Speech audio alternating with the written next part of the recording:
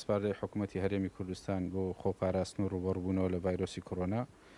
ئەمە لە وەزارەتی ڕۆشنبیری لەگەڵ فەرمانگەی میدیا و زانیاری ڕاست پاردران بۆی بەرنمەیەک دابنین لەگەر کەناڵەکانی ڕاگەاندن بۆ ئەوەی هەڵمەتێکی نیشتیمانی بەرپا بکەین بۆ ئەوەی کە خەڵک خۆپارێزی بکە لە ڤایرۆسی کۆرۆنا.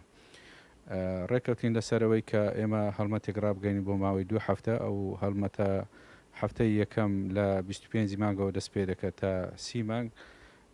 ئەویش بەوەی کەناڵەکانی ڕاگەاندن هەڵمەتێک دەست پێ بکەن بە بەستنی ماسک. هەر کەسێک پێویستە ماسک بەستێ و کەناڵەکانی ڕاگەاندن پێویستە لەسەر شاشەکانیان هاشتاجی ماسک بەستن دابنێن و بەرنامە و پرۆگرامەکانیان تایبەت بکەن و بە تایبەتی بەرنامە تەندروستیەکانیان تایبەت بکەن بەو بە بەستنی ماسک بۆ خۆپاراستن لە ڤایرۆسی کۆرۆنا.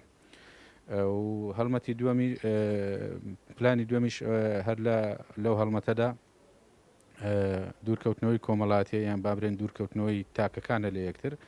ئەوەش لە هەفتەی دووەم لە سیویەکی مانگەوە دەست پێ دەکاتن ڕەنگە تا 5 مانگیان 6 مانگ بەردەوام بێ.